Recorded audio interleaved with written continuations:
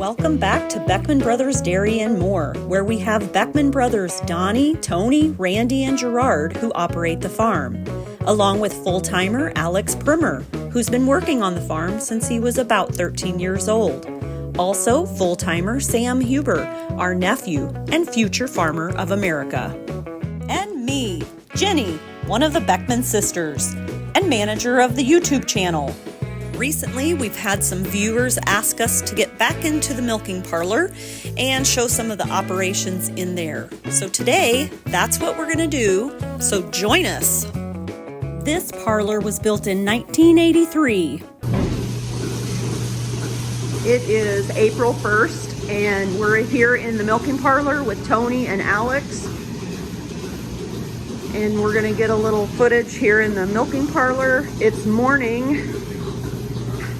They're probably about halfway finished, maybe a little more than halfway finished. They got this new group in here. You got to watch out for the dogs and whatnot. They like to hang out here too.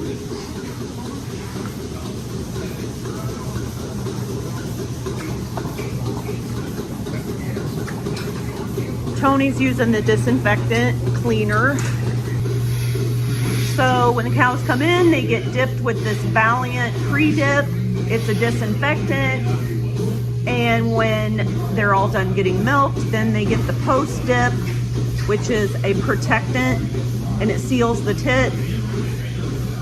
They have these zip ties on here to keep the label on so that when the milk inspector comes in, he knows what we're using. As you can see, we have 8 cows on each side. This group, they just put the milkers on and then they'll switch over. This group should be done, and then they'll put that post dip on.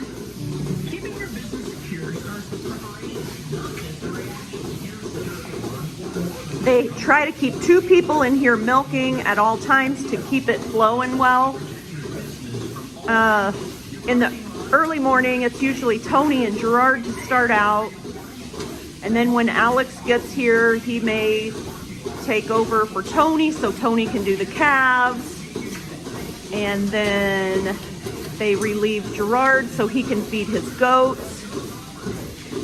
And then they relieve Alex so he can feed the sheep. What else? Who am I missing, guys?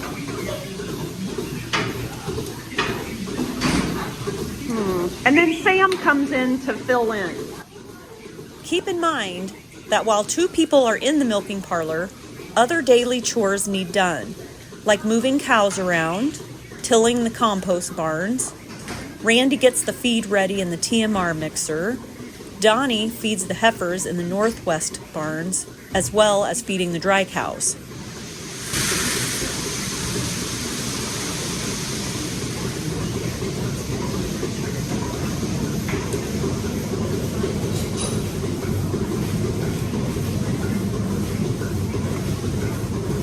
There's the switch for the feeder. You can hear it running now. Cows come in from the holding pen. This one's kind of tame. I think she would walk right in here.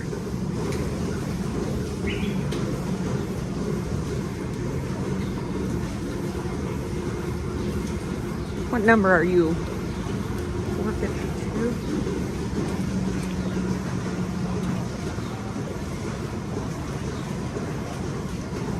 And this is one of the water tanks the cows can drink from while they're waiting for milking. The noise you hear in the background is the pulsator, and the pulsator is what provides suction for the milking. The brand name of motor that we use has always been Surge.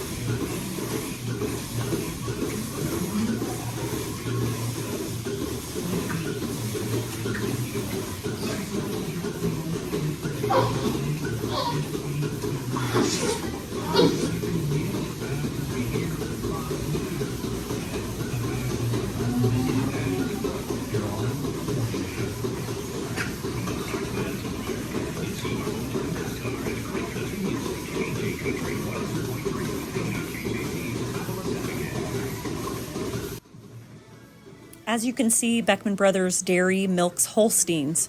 And my dad said back in the 50s and 60s, most of the farmers in the area milked Holsteins. They seemed to produce more milk.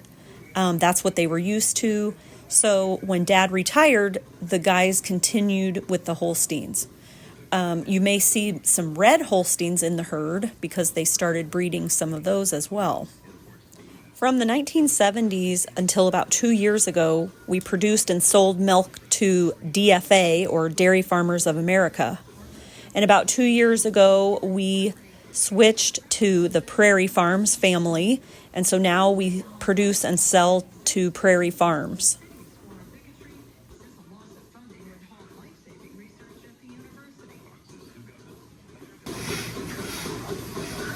You'll notice that Tony takes care of the front 4 cows and Alex takes care of the back 4 cows with washing, putting milkers on, taking milkers off, and dipping. And this is what seems to work best so that Tony and Alex don't get in each other's way. Now, if I'm helping milk, which isn't very often, I will take care of the front 4 cows because I'm short and the concrete is at a little bit of a grade so that it drains the water down towards the back. And I can't always reach those cows in the back.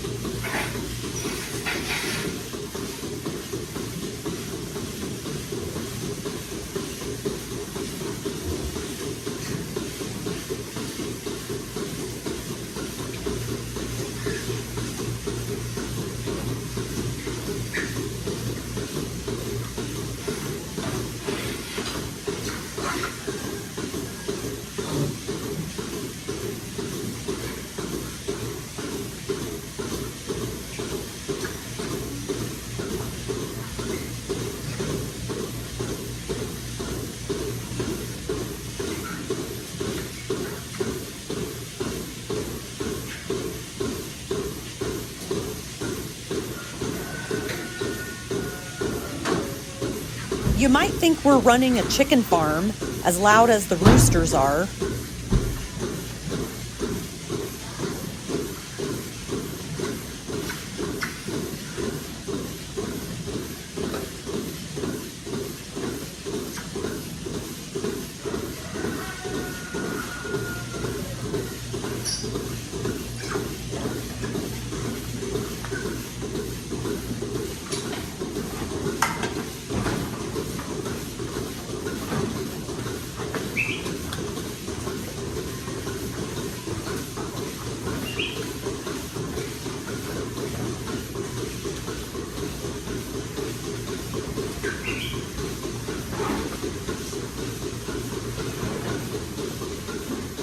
And Alex is about to turn the feeder on.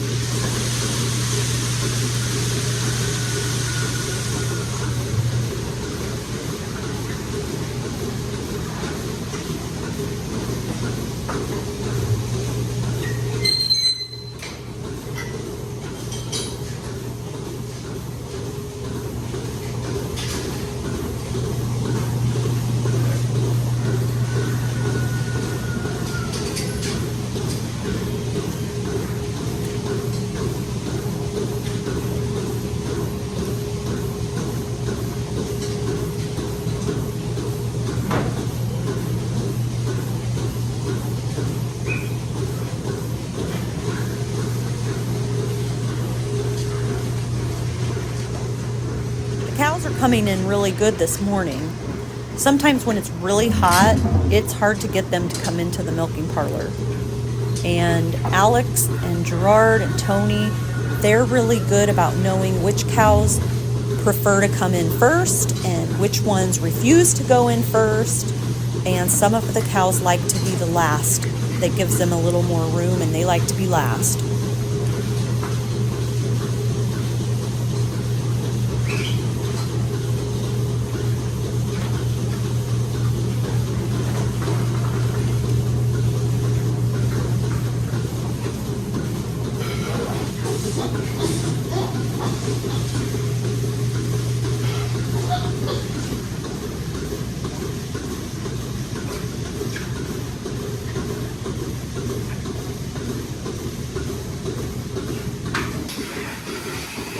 Here we have another visitor.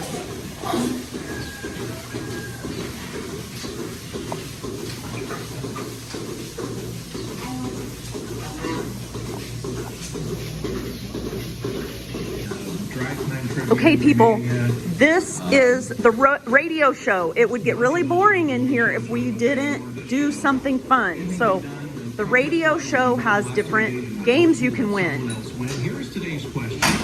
Our spouse is our favorite April Fool's Day prank victim. According to a survey, who's number 10 on that list? 217-347-4979 or 217-347-5855. Tony's going to make the call because I'm using my phone, and I'll try to guess. Alrighty. Sometimes the phone doesn't work in the milking parlor. We got to walk out to the return alley. Your boss, that's a good guess. Yes, but it's not. Teacher. You getting through?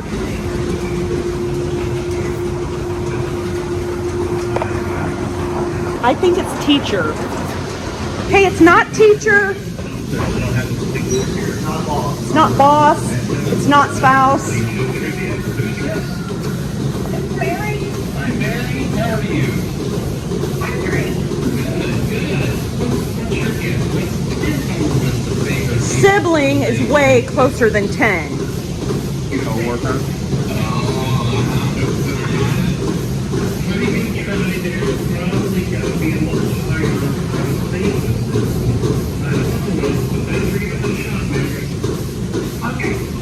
Alrighty. Again, our spouse is our favorite April Fool's Day prank victim. According to a survey, who is number 10 on that list? How about your neighbor? Your neighbor, that's a good guess too, but it's not your neighbor that we're talking about. Thanks, Shirley. The postman. The postman. Get your phone out, Tony.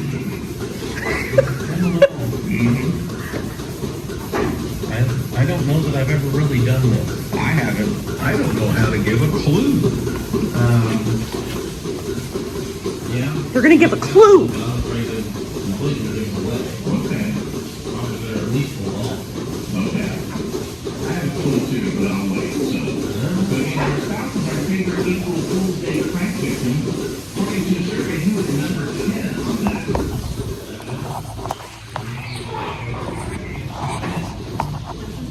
I'm going to try again. How about the postman?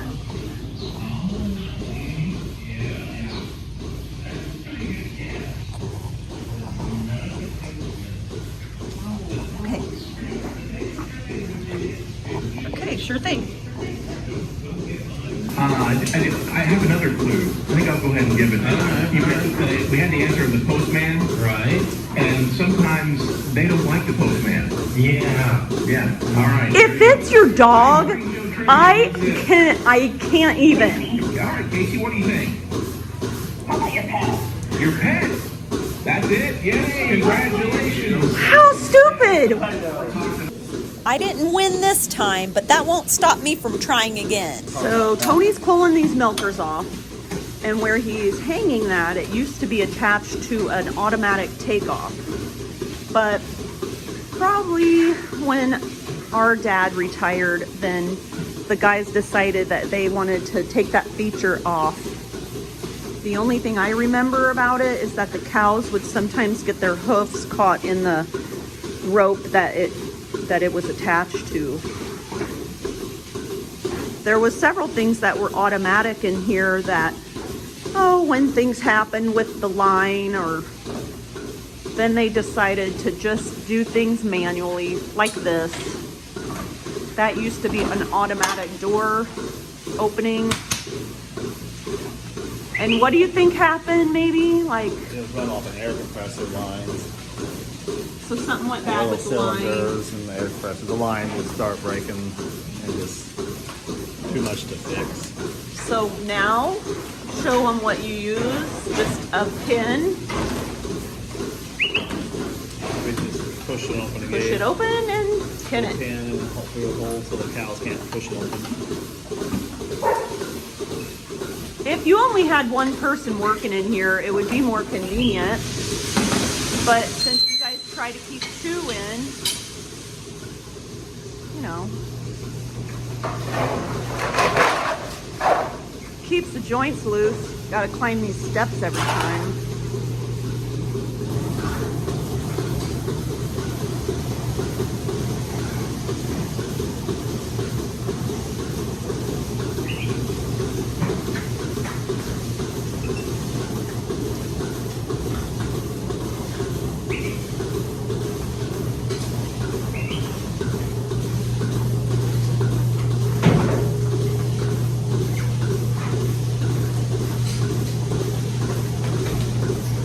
Now she likes to stand, it looks like, with that leg out.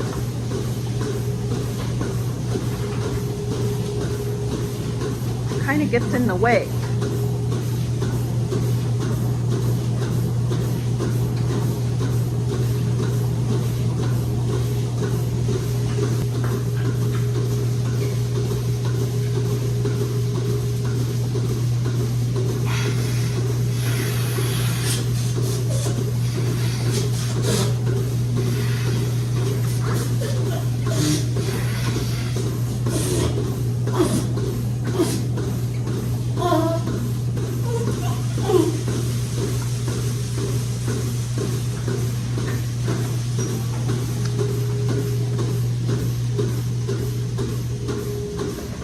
This one's got a wrap, so you must have trimmed her recently.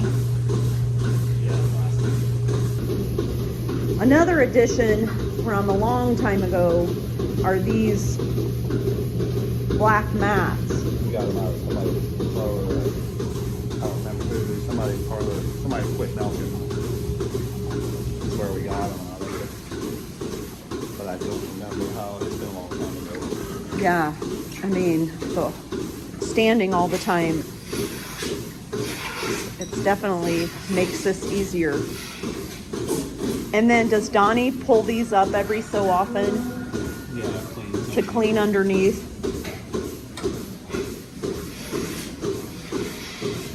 Yeah, way better than just straight concrete. Tony, why did you save this cow?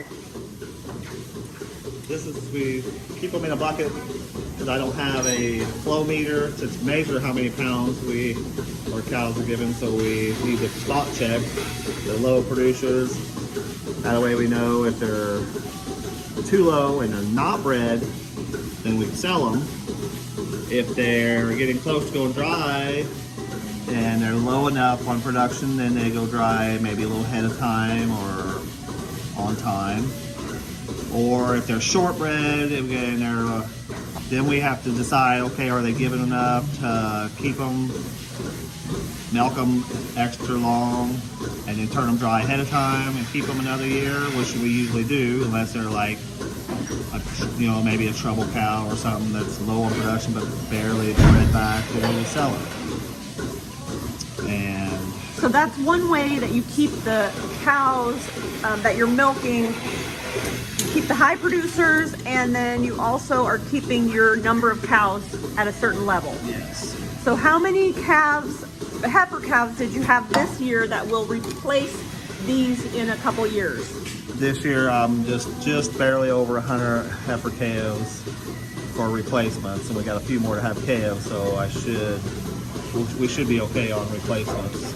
Is that what you usually get about That's each year? about how many. Last couple years might have been a little bit lower, but we usually run close to 100. That was the last group of cows from the east side, and this is the last group for the west side. And so now it's cleanup time. So Donnie has started by hanging the milkers, and he's our spray off guy.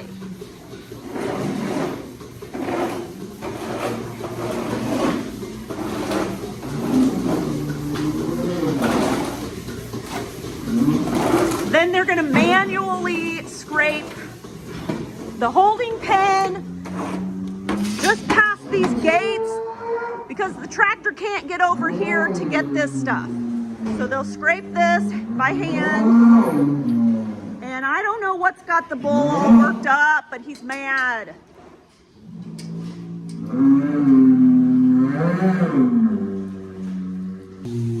Well, these back scratchers didn't last very long. Look at how that one's worn out. Need to get some new back scratchers. Oh, yeah.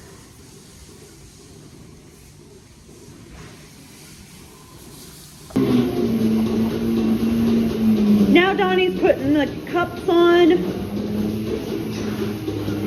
and that's how it's going to go through its clean cycle.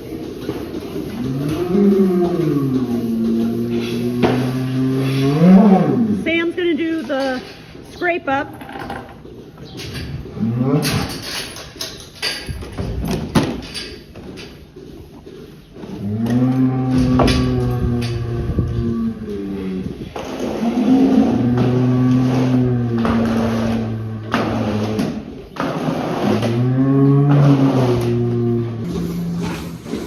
Alex is cleaning out the feed from the feeders, and that way they don't keep too much old stuff in there. It will start out fresh each time they start milking.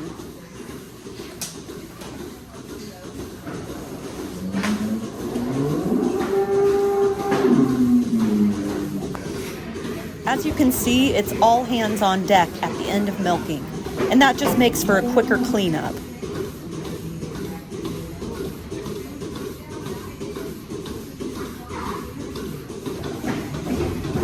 Okay, this is the last group leaving the west side. So that makes 232 cows milked this morning, and it's 8:50 a.m.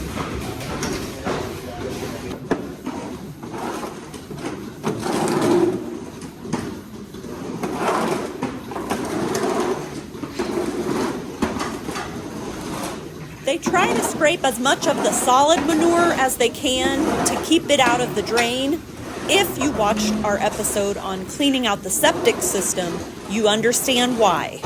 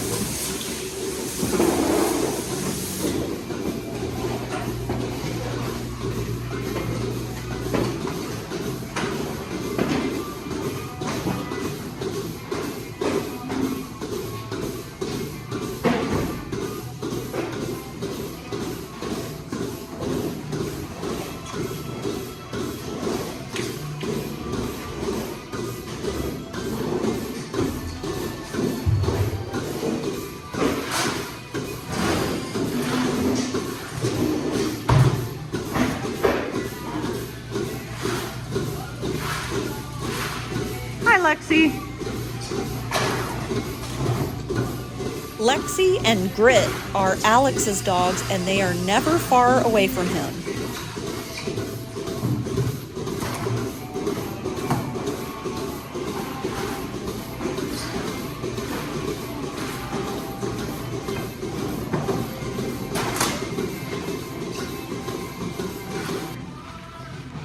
Yes, it would be very boring if you milked and didn't have music.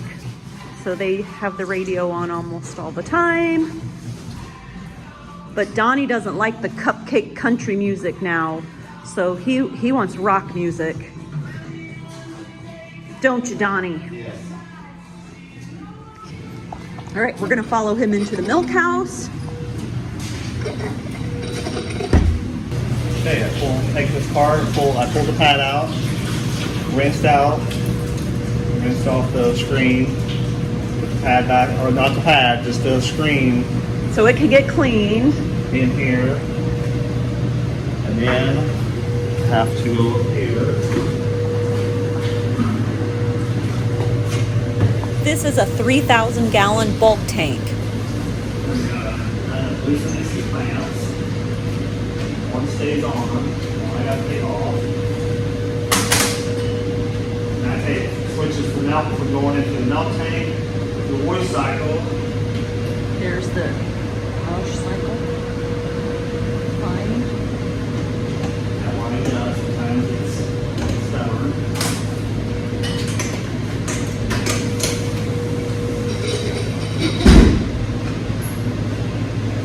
Now when it washes, the water will flow through the plate cooler and then it goes back into the wash back where it sucks back up, keeps rotating, sucks back up, goes through all the lines back there. Pull out this, cap on. And this just goes in the wash back to the plate.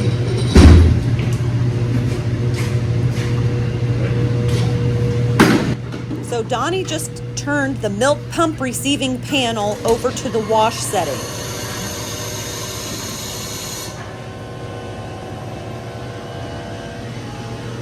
And The first cycle goes out. We don't reuse the water. It goes down the drain. down the drain. So all we do is make everything dirty again. So that's why the first cycle is going out of the tank. It'll get refilled with soap water, and that'll just continually circulate until the cycle's finished, and then it'll go to the acid cycle, and it'll do the same thing. It'll circulate until it's finished, and then it drains on its own. And then before milking, they'll put some sanitizer in it to clean everything again, make sure everything's clean to start milking, and they'll run out a few times. How long does the cycle take between rinse, wash, and the acid? I'm guessing about 45 minutes. Okay. And then to run the sanitizer before milking, how long does that usually take? A couple minutes. Because when it's early in the morning, sure, there's nothing worse than waiting on that.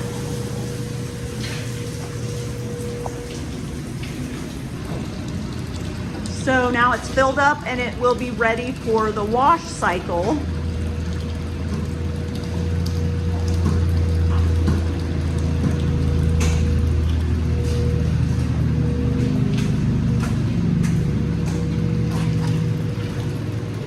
Donnie just put the soap in. Okay, soap's in. And so this is the product that does the wash. This is the product that does the acid cycle. And this here is the sanitizer.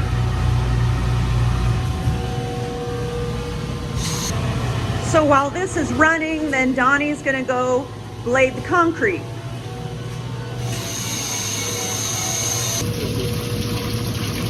This is the acid cycle after the wash. And then that be it until we start milking tonight, then we'll run a sanitizer cycle through right before you milk. And that completes the cycle. And now it's about 9:45. Looks like the milk hauler is here. Comes every day. We have R&R milk haulers. And ironically,